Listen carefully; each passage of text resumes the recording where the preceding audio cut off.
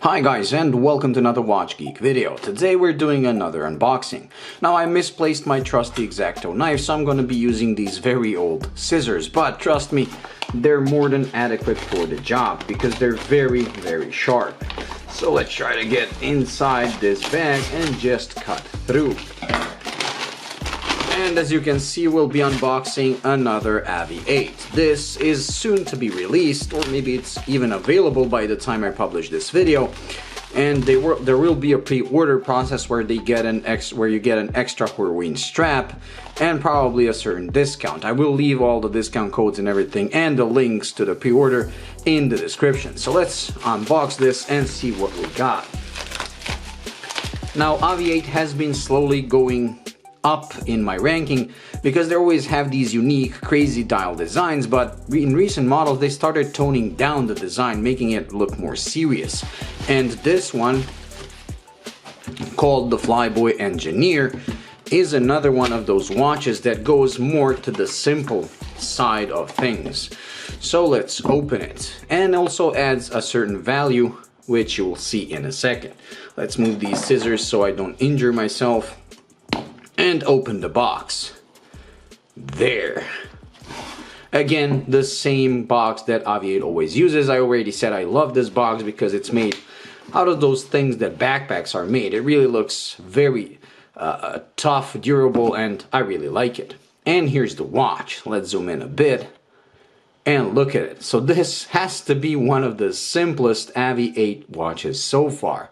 Now another thing that they keep adding to their model lineup is the value in the shape of bracelets. So far AVI-8s have always come on leather straps. Now leather straps are usually what's found on most micro bands when they start, but then later, to add value to the watch, they start adding bracelets, and AVI-8 follows the same suit.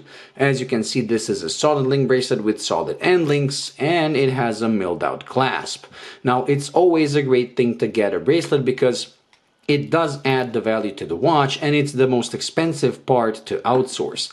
Now when you get a bracelet, getting a leather strap, it's much cheaper than getting a real factory bracelet that fits your watch. As you can see, this watch has a solid case back, and I like that. And here's the Flyboy logo, like so. And like I said, look at the dial. Let's peel this off. This is the most satisfactory part. I mean, the most satisfying part of every unboxing. Now the crystal is sapphire with anti-reflective coating, and you can actually see that that small blue tint. The dial is very simple, very pilot inspired, with the AVI-8 signature 0 at 12 o'clock.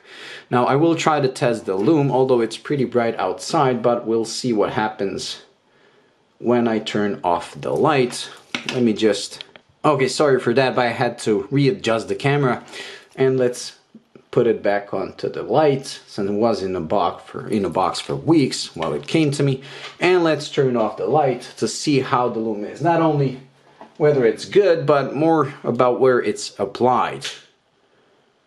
And as you can see, it's a decent lume, and it's applied in all the right places. I really like that because it makes reading the time at night very easy. The only unlumed part, is the seconds hand, if I'm not mistaken. Yep, it doesn't have any lume, but that's okay. It also has this, like a granulated dial, something some people like, some don't like.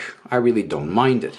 It comes with an onion shaped, or I don't think it's maybe it's called onion shaped or whatever, crown that's found on many pilot watches because they used to be manual winds. Now this is not. This is an automatic powered by the Seiko NH35. So it does have the option of manually winding it, but you don't have to because Seiko does make very efficient automatic winding systems. It also comes with a hacking of the seconds hand, and as you can see, you have the date at 3 o'clock.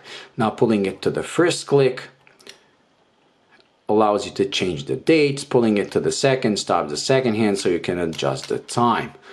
Like I said, one of the simplest AVI-8s so far, and I have to admit I like it. It doesn't seem overly thick, and AVI-8 claims this is a 42mm watch. I don't know, to me it seems slightly smaller than 42. So let's put it on my wrist and see how it looks. Let me just take off. Let's see it side by side next to my DW5000. I don't know, to me this looks more like a 40, but let's put it on the wrist and see how it looks. Let me zoom out so you get a better understanding. Okay, it is a 42, definitely a 42, but it has a pretty short lug to lug. I mean, it's manageable for my wrist size. It is on the big side, but it's a pilot-inspired watch. Now, the bracelet is pretty big for me, but let's see the clasp. Pretty solid. Now, as usual, I will be doing a full review of this watch with macro shots and everything, but I can already see some details that I like. I like this symbol on the second spip, which also matches the symbol on the crown. Pretty cool. Anyways, that's it. So thank you for watching. I hope you enjoyed this short unboxing. If you did, please like and subscribe. And like I said, stay tuned for the full review that's gonna be coming in the following weeks. Thank you again, and bye.